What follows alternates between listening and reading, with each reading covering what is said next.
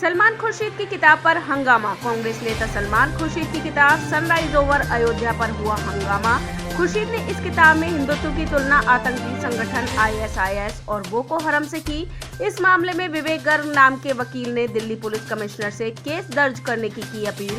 खुर्शीद पर आरोप है कि उन्होंने हिंदुत्व को बदनाम करने की कोशिश की।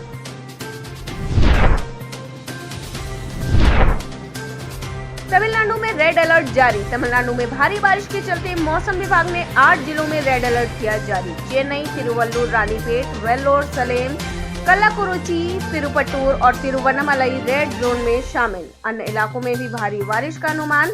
तमिलनाडु के अलावा आंध्र प्रदेश और पुडुचेरी में भी भारी बारिश की चेतावनी।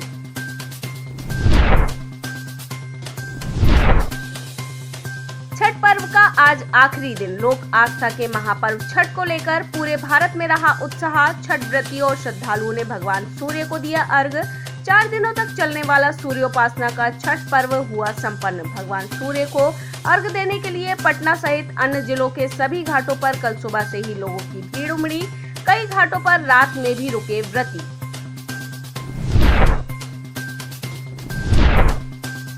उद्धव ठाकरे अस्पताल में हुए भर्ती। महाराष्ट्र के मुख्यमंत्री उद्धव ठाकरे को देर रात गर्दन में दर्द के कारण मुंबई में रिलायंस ग्रुप के हरिकिशन दास अस्पताल में कराया भर्ती। आज होगी उनकी एक छोटी सर्जरी।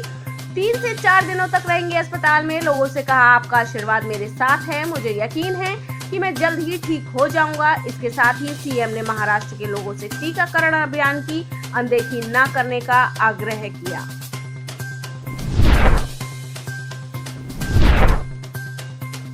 भरत सिंह ने अशोक गहलोत को लिखा पत्र। पूर्व मंत्री व सांगों से कांग्रेस के वरिष्ठ विधायक भरत सिंह ने मुख्यमंत्री अशोक गहलोत को लिखा पत्र। वाना जिले के सोरसन वन क्षेत्र में गोडावन प्रजनन केंद्र चालू करने की मांग। उन्होंने मुख्यमंत्री को साल 2019-20 में सोरसन में गोडावन प्रजनन केंद्र चालू करने की बजट घोषणा को याद दिलाया।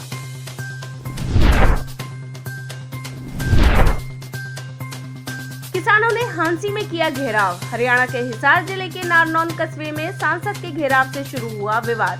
हांसी लघु सचिवालय तक पहुंचा। एसपी दफ्तर के सामने 3 दिन से किसानों ने दिया हुआ है धरना। उनकी नहीं हुई सुनवाई। किसानों ने आज दोपहर को 2 बजे मीटिंग बुलाई।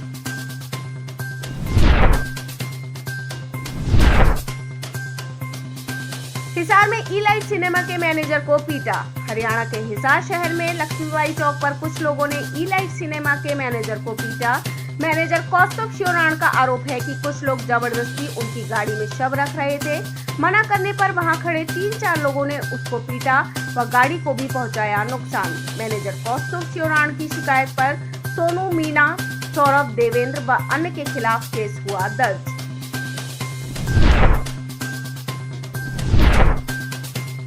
एसपी के बेटे की सड़क हादसे में मौत। मुजफ्फरपुर सिटी एसपी राजेश कुमार के इकलौते बेटे की सड़क हादसे में हुई मौत। घटना वैशाली जिले के सदर थाना क्षेत्र के हाजीपुर मुजफ्फरपुर मुख्य मार्ग के दौलतपुर के पास हुई। सामने से आ रही गाड़ी को बचाने में गड्ढे में पलटी कार।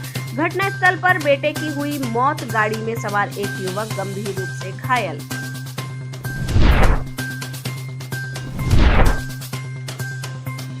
7 देशों के एनएसएस की हुई मीटिंग। दिल्ली में 7 देशों के एनएसएस की हुई मीटिंग। ये मीटिंग अफगानिस्तान के मुद्दे पर भारत ने बुलाई। चीन ने मीटिंग में आने से किया इनकार। 3 महीने पहले अफगानिस्तान की सत्ता पर तालिबान हुआ था काबिज। सत्ता बदलने के बाद भारत कूटनीतिक तौर पर अफगानिस्तान में हुआ कमजोर। मीटिंग में सभी देशों ने अफगानिस्तान के मौजूदा हालात पर चिंता जताई और कहा है कि वहां से आतंक और ड्रग्स की तस्करी को रोका जाना चाहिए। अमेरिका को चीनी जासूसों का डर। अमेरिकी जासूसी एजेंसियों के लिए चीन बना हार्ड टारगेट। चीनी राष्ट्रपति शी जिनपिंग के पैंतरों को भेंट पाने में अमेरिकी एजेंसियां हुई नाकाम। अमेरिकी खुफिया एजेंसी CIA भी हुई फेल। चीनी जासूसों ने अमेरिका पर अपनी पैठ बनाई। जासूसी में अमेरिका काफी हद तक साइबर और AI पर ही निर्भर।